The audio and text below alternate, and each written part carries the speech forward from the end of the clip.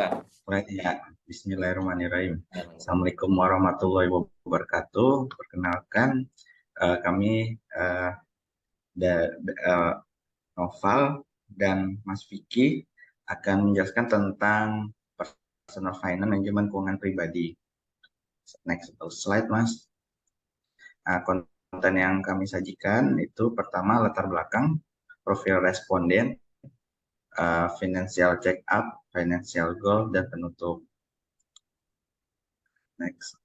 Latar belakangnya itu manajemen keuangan pribadi merupakan hal yang sangat penting bagi setiap individu, terutama bagi pasangan yang baru saja menikah.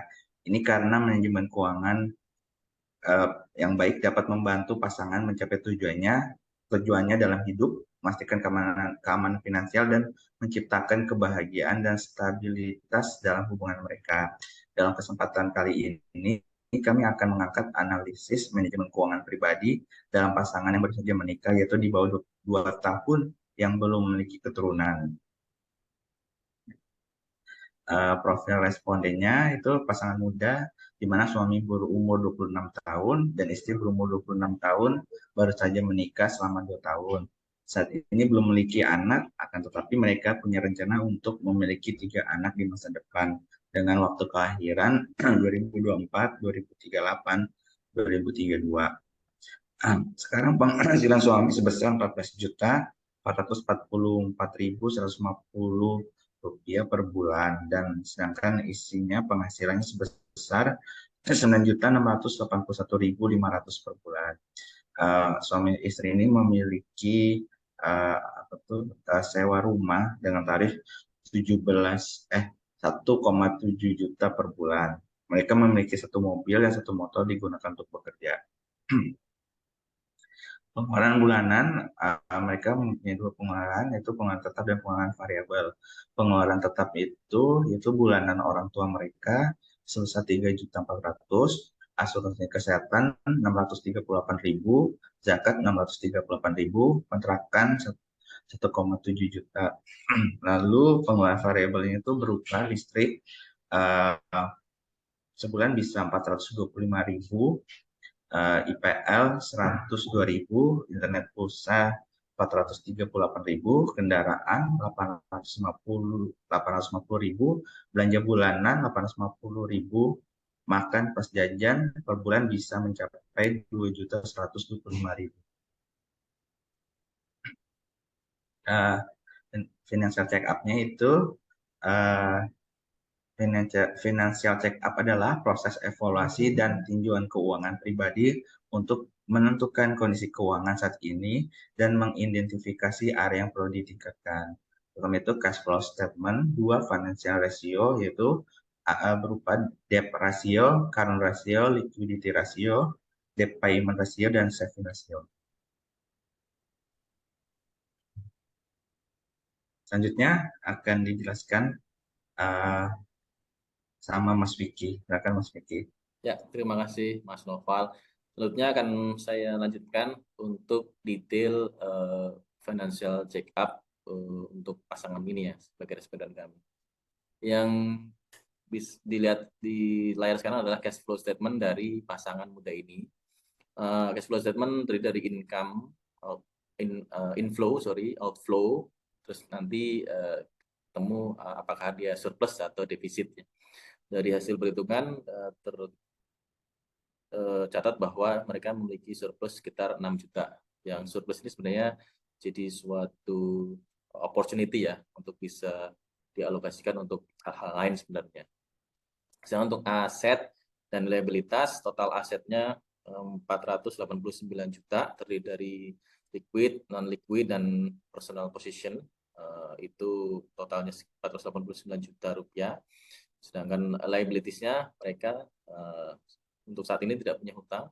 Hal ini sebenarnya cenderung bisa positif bisa negatif ya. Positifnya ya memang tidak punya hutang kan, jadi mungkin tidak punya beban, tapi sebenarnya ada hutang yang produktif ya, untuk usaha-usaha atau apa yang ini juga bisa diutilize atau bisa dimanfaatkan sebagai opportunity. Dari perhitungan itu maka didapat net worth-nya adalah 489 juta. Nah, ini lanjutannya seperti yang sudah saya jelaskan tadi. Total inflow 24.123.000, total outflow untuk yang tetap ya 6.305.000 dan outflow variabel 4.190.000 sehingga surplusnya 12,9 juta.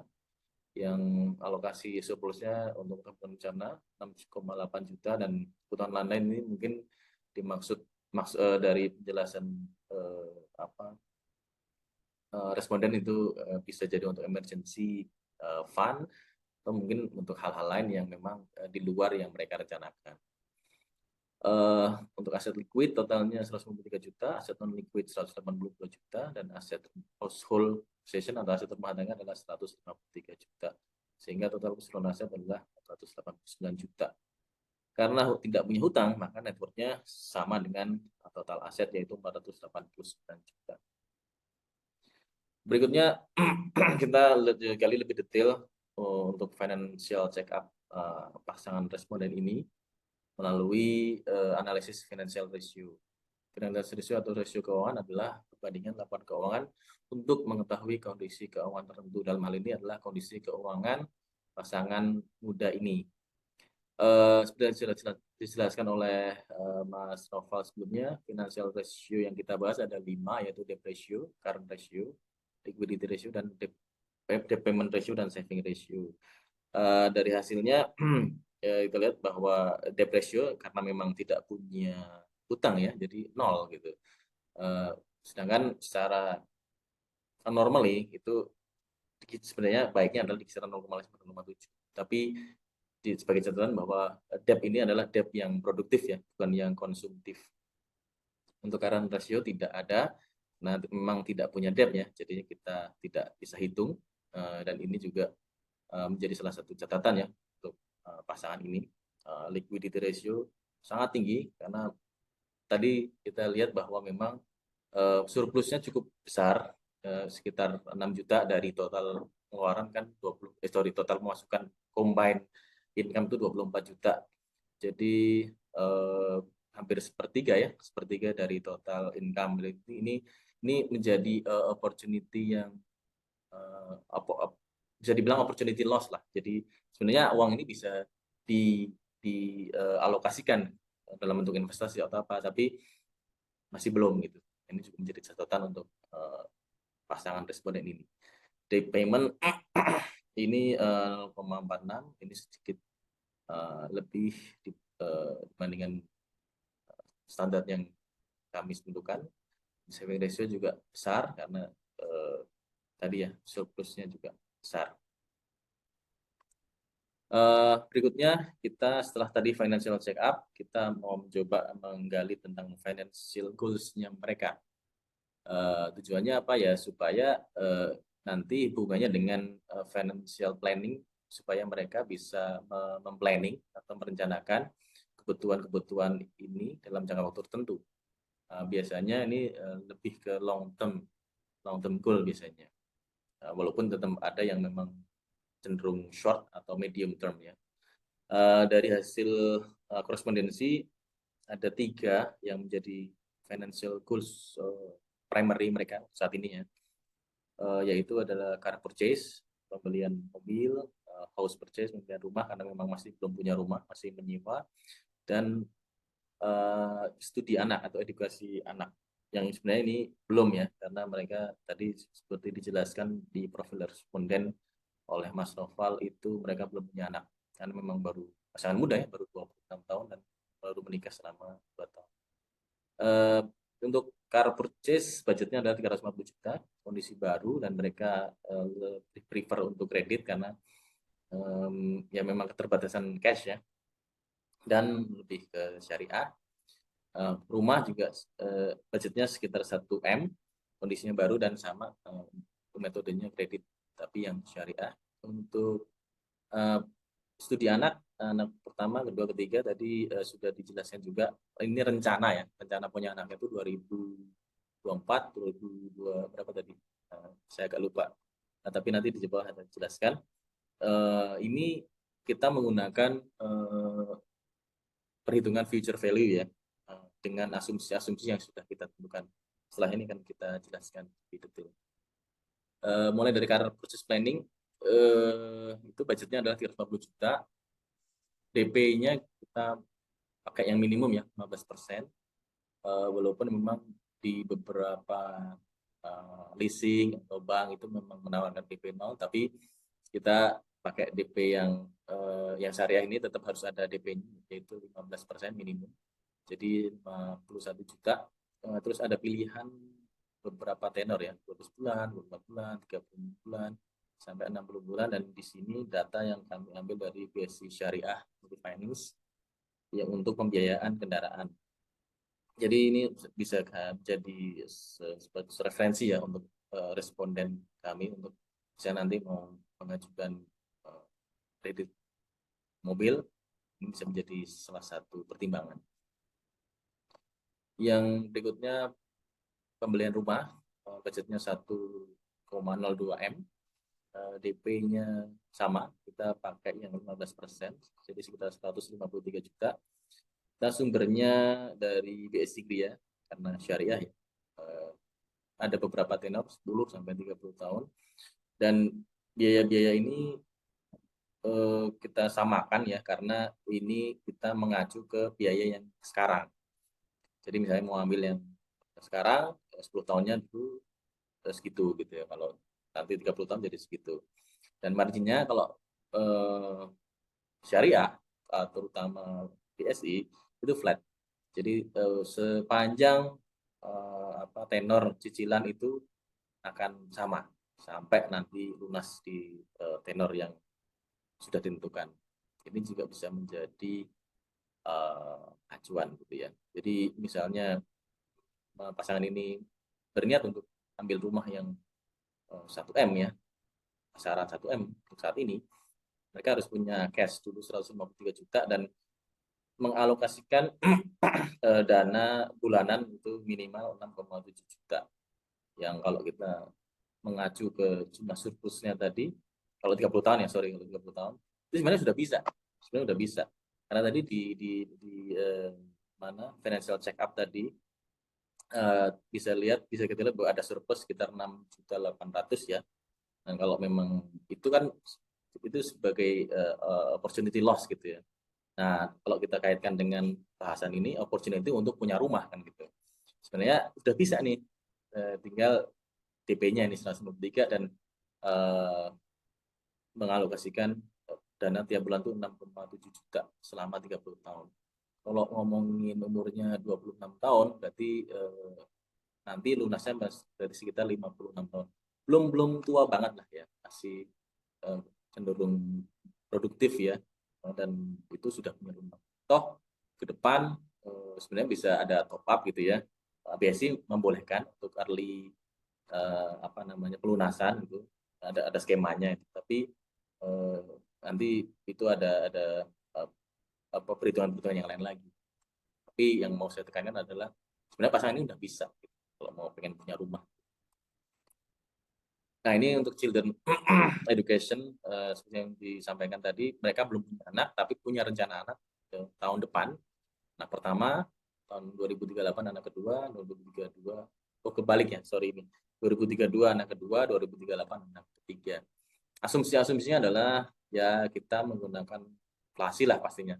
Inflasi flat 5%, SPP SD selama 6 tahun itu ya tidak berubah gitu ya.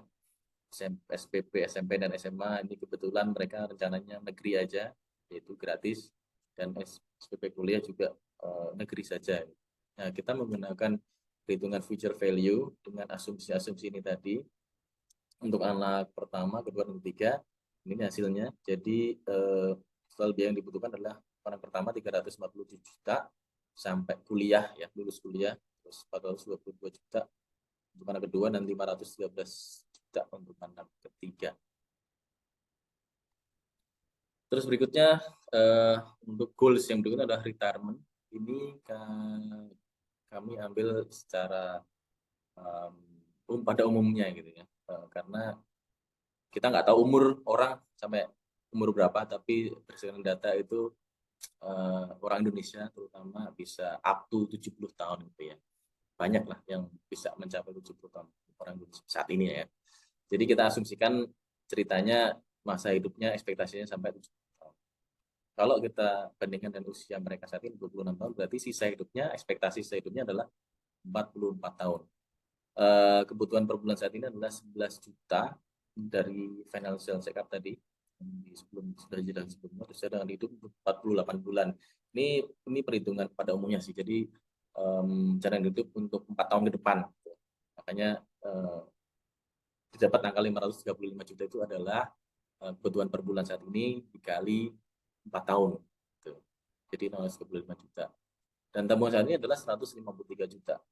Otomatis kalau kita bisa hitung secara perhitungan simpel adalah berarti kebutuhan hingga akhir sisa hidup adalah 5,8 M. Ya, 5,8 M. Maka tabungan yang dibutuhkan adalah 2 M. Nah, ini retirement planning ini berarti kan kita idealnya ada nabung gitu ya. Tapi kan kembali lagi itu pasti akan tergerus inflasi juga. Oleh karena itu ada yang namanya dana pensiun gitu. Dana pensiun secara pada umumnya return-nya sih sekitar 9% per tahun. Ini variabel lah ya, tapi kita pakai angka ini dulu untuk perhitungan. Jadi dengan menggunakan future value dan jumlah tahunnya 44 tahun dan return-nya 9%, maka diperlukan alokasi dana 141 juta pada saat ini dan dimasukkan ke program pensiun untuk bisa capai dana yang dibutuhkan di nanti waktu mereka umur 70 tahun. Ini juga masukan rekomendasi yang kita sampaikan ke responden. Dan itu saja. Dan sebagai penutup ya kita tahu bahwa perencanaan keuangan pribadi atau financial planning itu sangat penting ya, terutama bagi pasangan muda karena mereka masih panjang jalannya. Mereka usaha tinggal bersama. Nah, sebaiknya adalah merencanakan mau apa nih, mau punya rumah, punya mobil, punya anaknya berapa, kalau sudah punya anak sekolahnya gimana. Nah, itu penting karena itu untuk mengatasi yaitu adanya inflasi, perubahan keadaan ekonomi yang kita nggak tahu. Paling tidak kita prepare dari dibandingkan yang sama sekali tidak direncanakan. Dari hasil analisis itu dapat melihat bahwa sebenarnya responden kami ini kondisi keuangannya sih cukup oke gitu ya. Arti tidak yang sangat tidak yang dalam kondisi kritis atau tidak bagus gitu ya. Oleh karena itu rekomendasi ini kami sampaikan ke mereka supaya mereka bisa menjadi bahan pertimbangan. Tetap keputusan di mereka, tapi paling tidak mereka punya another point of view bagaimana mengolah keuangan mereka mumpung masih muda. Jadi itu saja yang bisa kami sampaikan. Terima kasih atas perhatiannya. Mohon maaf apabila ada kesalahan. Wassalamualaikum warahmatullahi wabarakatuh. Waalaikumsalam warahmatullahi wabarakatuh.